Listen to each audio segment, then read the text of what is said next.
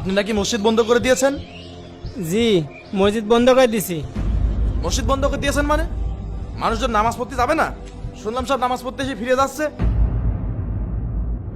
ইমাম সাহেব, আপনার কিন্তু চাকরি থাকবে না বলে দিলাম।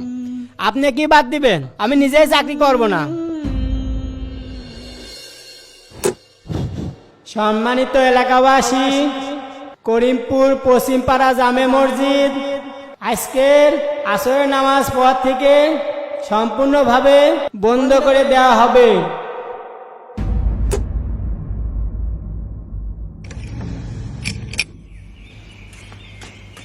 এই হুজুর দাঁড়ান। কি হয়েছে? কি ব্যাপার? মাইকে এগুলো কি শুনছি? আপনি নাকি মসজিদ বন্ধ করে দিচ্ছেন? এ কি, তালাও তো মারা হয়ে গেছে, এখনো তো জামাতের সময়ই হয়নি। কেন, আপনি কি নামাজ পড়বেন? নামাজ পড়লে বলেন, তালা খুলে দিচ্ছি। না, নামাজ পড়বো না, কিন্তু আপনি যে বললেন মসজিদ আসরের পর থেকে বন্ধ করে দেবেন। মসজিদ কি কারণে বন্ধ করছি এটা আপনার কাছে আমি বলবো না। এই 90% মুসলমানের দেশ এই বাংলাদেশ, এই বাংলাদেশে আপনি একটা মসজিদ বন্ধ করে দিচ্ছেন, এই সাহস আপনি কোথায় পেলেন? শোনেন ভাই, আপনার কাজ আপনি করেন, আমাকে আমার কাজ করতে দেন।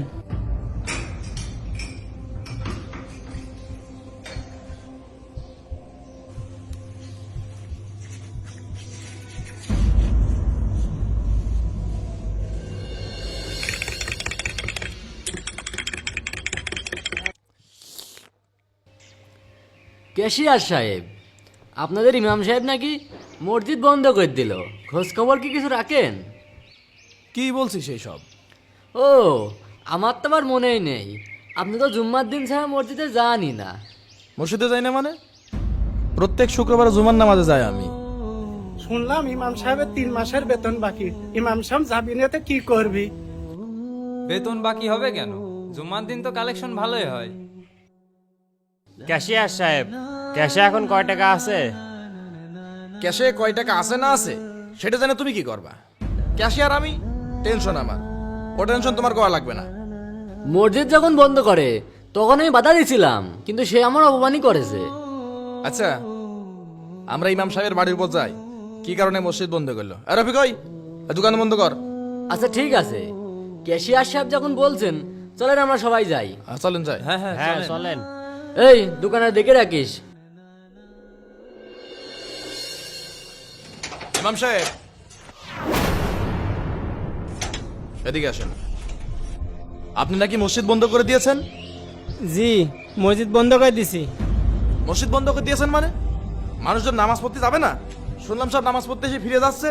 আমি আজান দিয়ে নামাজ পড়ে ওখানে 20 মিনিট বসেছিলাম, কেউ তো নামাজ পড়তে আসলো না। কে নামাজ পড়তে গেল কি না গেল সেটা আপনার দেখার বিষয় না। আপনার যে দায়িত্ব দিয়েছি সেই দায়িত্ব ঠিক মতো পালন করেন। আপনারা কি আপনার দায়িত্ব পালন করছেন? আমার 3 মাসের বেতন বাকি। আমার ঘরটার কি অবস্থা? আমার ঘরটার দিকে তাকান, আমার ঘরটা যে ভেঙে পড়ে যাচ্ছে, এই টেনশন তো আপনি করবেন না।